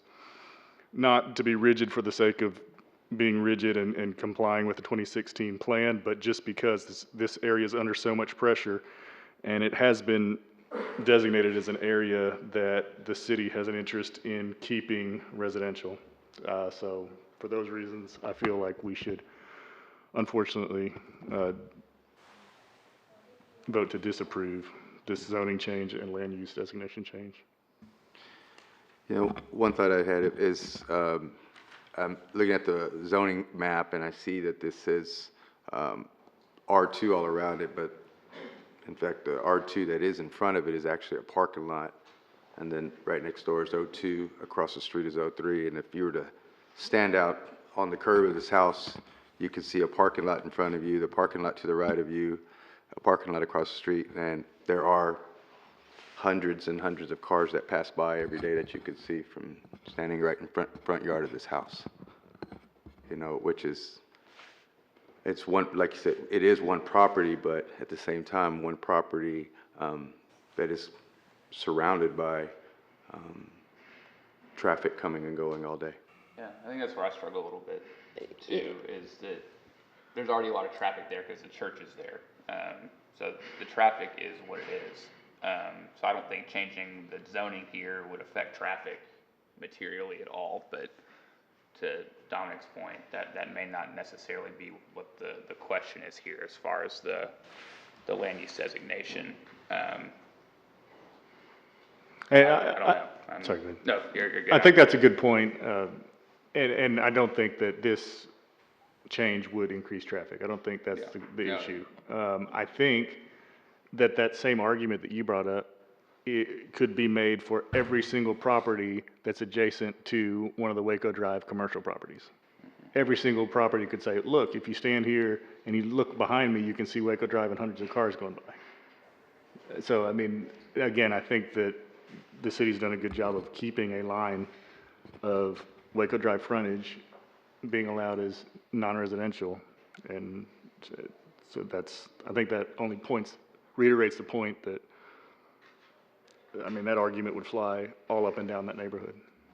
Yeah, I would really echo kind of what both you guys are saying. I don't think, you know, taken on its own, I think it would have a material impact upon the dynamics around it, were the zoning change. In the years I've been on the commission, though, also it's been, you know, kind of a fight against this sort of polka dot approach to kind of zoning as uses arise, and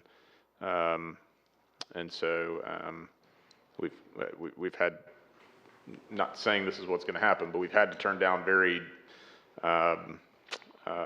valid, good people for requests. Unfortunately, we don't get to judge those. We just get to judge the planning zoning aspect of it. So I'm on the fence, as I imagine many are, but you know, that's kind of where I'm sitting. So I think my biggest struggle is I see the map and the land usage, but what the church brought up as concerns, they were able to address it and properly address it. And when we looked at it at the end of the day, the work is the same. And so what seemed to have been dividing them is really what unites them. And I think that's my biggest problem, is that I see what the logistics say with the map, but listening to the people, it has nothing to do with this. It just has to do with the ministry and the work, and they're both doing the same thing. could we maybe speak more to the distinction between what a possible O1 or versus O3 zoning change would entail? Sure, and that's why we did advertise it both ways. The request just had office requested, and our recommendation, if you are going to recommend approval of it, would be that it would be for O1. It is more restrictive than O3. O1 is a mixed-use office only, and then low-density residential, where O3 does allow for some limited commercial uses in office, and then low-density residential. I know there's not any other O1 in the map, and most of the zoning along Waco Drive is office zoning along Waco Drive is O3. But then in this case, I mean, our recommendation is still for disapproval, but if Plan Commission does want to move forward with one of the zonings, it would be, our recommendation would be for the O1, because it is more restrictive. And O1 has to be instituted within a mixed-use flex land use, is that correct? That's correct, yeah.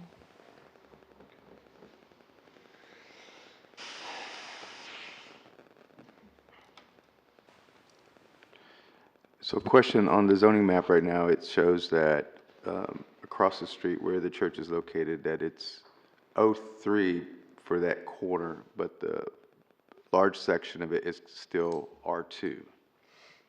Yeah, that's correct? That's correct. Federal law allows churches to go into any zoning district, so that's why you see a lot of times they're in residential zoning. The O3 portions of the property were rezoned before they were owned by the church. Part of it was rezoned in 2013, and then another part of it was back in the 70s. And so the church has acquired more property in that area, and that's why you have the mixed zoning on the church property.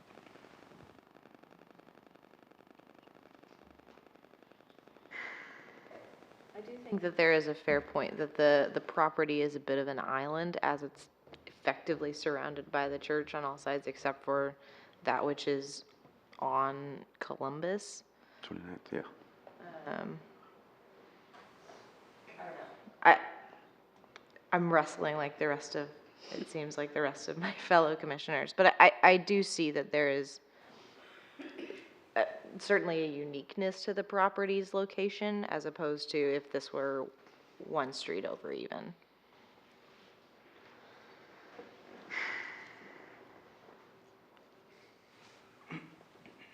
Any additional comments or questions, discussion points by Commissioners?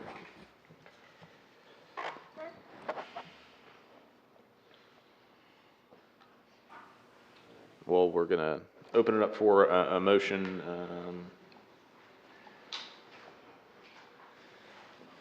Yeah, I can make one. Not overly excited to do it, but I'm going to make a motion that we recommend disapproval based on staff findings. Second. Motion of disapproval of both land use and zoning changes by correct. Mr. Smith, second by Mr. Browse. Do we have any discussion by commissioners? Before we vote, I would make one comment that I'm sure everyone knows, but this does go to hearing before City Council at their next meeting. So this isn't a final decision. You have a chance to be heard by City Council at their next meeting. Just wanted to preface that before we voted. And Mr. Chair, just to clarify, it'd be their February 21st meeting. Yeah, February 21st, yeah. Okay. Please poll the commission. Yes.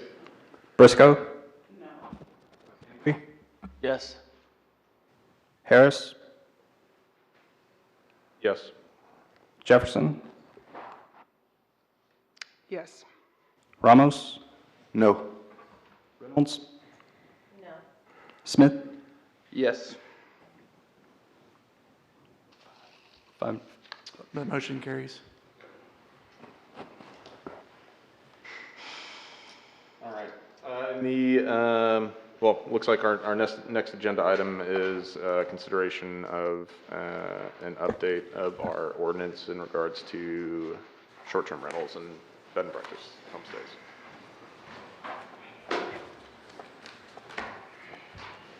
Yes, sir, Mr. Chair, members of the commission, this is a public hearing to consider an ordinance amending definitions for bed and breakfast homestay establishment, short-term rental type 1, short-term rental type 2, and short-term rental type 3 in Chapter 13, Article 8. Article 13, bed and breakfast facilities and short-term rental facilities in Chapter 28, zoning of code of ordinance of the city of Waco. Effectively, this ordinance is to comply with a recent Fifth Court, U.S. Court of Appeals for the Fifth Circuit, which ruled that it's unconstitutional to restrict interstate commerce by disallowing or by requiring the owner to live on the property when the short-term rental guests are there. So we are recommending this change to come in compliance with that court decision. And so it changes all the owner-occupied requirements to a designated operator that has to be on the property when the unit's being rented out. It also clarifies the definition for STR3 by allowing both multifamily buildings or multiple detached single-family dwellings on a single lot. So it just provides some additional clarification for short-term rental type 3, and staff does recommend approval of this change. Thank you. We'll open the public hearing. Is there anyone here to speak in favor of the ordinance change? Anyone here to speak in opposition to the ordinance change? Okay, we're going to close the public hearing. We have recommendation of approval for the ordinance change. Any discussion? Otherwise, we'll entertain a motion. Move to recommend approval of the ordinance change. Second. Motion for approval by Mr. Embry, second by Ms. Jefferson. Any final discussion? Please poll the commission. Browse? Yes. Briscoe? Yes. Embry? Yes. Harris? Yes. Jefferson? Yes. Ramos? Yes. Reynolds? Yes. Smith? Yes. All right, I think our final agenda item is the downtown implementation plan adoption. Sure, yes, sir. Mr. Chair, members of the commission, this is a public hearing for consideration of adoption of the downtown implementation plan. The Waco Downtown Implementation Plan is an action-oriented strategy for implementation of improvements to downtown Waco. The improvements will seek to transform the streets into providing a more comfortable and enjoyable space for all who live, work, and visit downtown Waco. Specific public improvements studied in this analysis include the evaluation of streetscape, pedestrian mobility, and parking. The plan did take about a year. We did have robust public engagement process from everything from open house event to stakeholders committee, visiting downtown Waco's Farmers Market, Waco Walks event, and then engaging with all the neighborhood associations, active neighborhood associations during that time period, as well as a online survey and interactive maps. And staff does recommend approval of the plan. Be happy to answer any questions you have. Thank you. We'll open the public hearing. Is anyone here to speak in favor of the downtown implementation plan? Is there anyone here to speak in opposition to the downtown implementation plan? You can come on down, state your name and address, and any comments for the commission.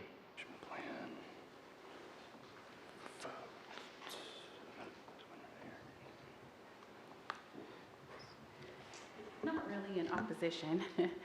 My name is Jessica Lopez. I live in the downtown district, and we are newly forming the Downtown Neighborhood Association. Our first meeting is February the 7th at the Central Library.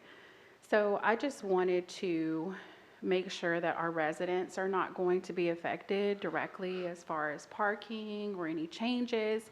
We welcome betterment of our neighborhood, but we would like to have a little bit of time to let our residents be aware of any changes that are going on in the downtown area. Mostly because when you look at the dynamic of the people living there, they're not computer savvy. They're, you know, a lot of them just, you know, low income, probably low level education. And so I don't know that they were included in some of those decisions that are made for the plan. I myself am from Waco, but I've only been back to my hometown. It's been 10 years. And it blows my mind on some of these mailings that go out. They go out at the last minute or they're not received, because I've watched other recordings and you know, it said that there's been mailing sent out, but I don't receive any mail on Webster. I'm right down the street from all the action. So I welcome, as well as a lot of our residents, welcome improvement and, you know, the beautification of the neighborhood. But so we're really not in opposition, but we'd like to be made better aware of what's going on, because a lot, like I said, the dynamic of that neighborhood, you know, they're not as computer savvy to be looking at things, or they don't understand, you know. Bill, which I don't know where he went, he owns Mama and Papa Barbecue. He doesn't even look at emails, you know, so we just want to make sure everybody's aware of things going on. I know that there's been issues with residents on South 10th, and I looked at briefly what the plan shows, and I didn't see that residential parking was affected. So I just want to look at the plan and talk it over with some of the residents in our meeting and make sure that their questions are answered. So kind of wanted to ask who would I talk to as a point of contact if anybody had any questions. I know Miss Barbara usually does, but she's not here today. And y'all probably seen her come and talk to y'all. She lives on 10th Street. So not really in opposition, but we kind of want to know a little bit more about what's going on so we can let the residents know who aren't as computer savvy and who may not understand some of the mailings, or who may not understand what they're reading when they see the articles posted. So thank you. Absolutely. Yeah, I mean, correct me if I'm wrong. I think city planning staff would be more than happy to provide any resources you have, whether that be links or the plan itself. Or maybe if somebody could come to our meeting on the 7th and talk to us and answer any questions that some of the residents may have. I won't commit them to that because I don't know their schedule, but I'm sure that they would be more than happy to do everything they can to make sure y'all are up to speed on that for sure. We're happy to do that. I will say, I think from all the comments that we've heard, that what's proposed in the plan aligns with some of the things you're talking about. It really is an implementation plan to improve streetscape, to improve parking issues. It's addressing a lot of the concerns we've had as downtown has grown.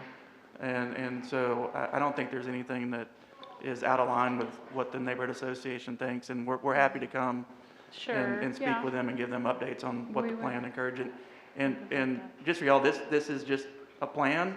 It's kind of the first step, and then there'll be plenty of other opportunities as we implement the plan that deal with land use regulations or CIP, where the neighborhood association can get involved with those decision points as we move along in implementing this plan. Yeah, I'm pretty sure that I would say this for the city council, but I can tell you, among other people, as someone who was victimized in my own home in the downtown neighborhood association, I welcome beautification of the area, but I also welcome a stronger police presence in the residential area. So we can beautify an area all we want to, but if we don't clean the area up and we don't have police presence, what good is that going to do? It's going to victimize your tourists. It's going to victimize your business owners. And so, but that's another, I guess that's another topic for our city council. But thank y'all. Well, thank you for getting involved in resurrecting the downtown neighborhood association. Yeah, it was the victimization that got me, that got me involved, but so, yeah, thank you. We're sorry about that, but we do appreciate you coming, 100%. And I'm sure once we adjourn, that one of staff will connect with you here and figure out the best route for you guys to move forward, I think, so. Add them in my email contact. Thank you, Ms. Lopez. Thank you, Jessica. Ms. Lopez. All right. We will close the public hearing. We have a recommendation of approval by city staff. Unless there's discussion, we'll entertain a motion. Do we recommend approval based on staff finding? Second. Motion for approval by Mr. Smith, second by Ms. Reynolds. Any final discussion? Please poll the commission. Yes. Yes. Yes. Harris? Yes. Jefferson? Yes. Ramos? Reynolds? Smith? Yes. Motion passes. We will adjourn our meeting. Thank y'all.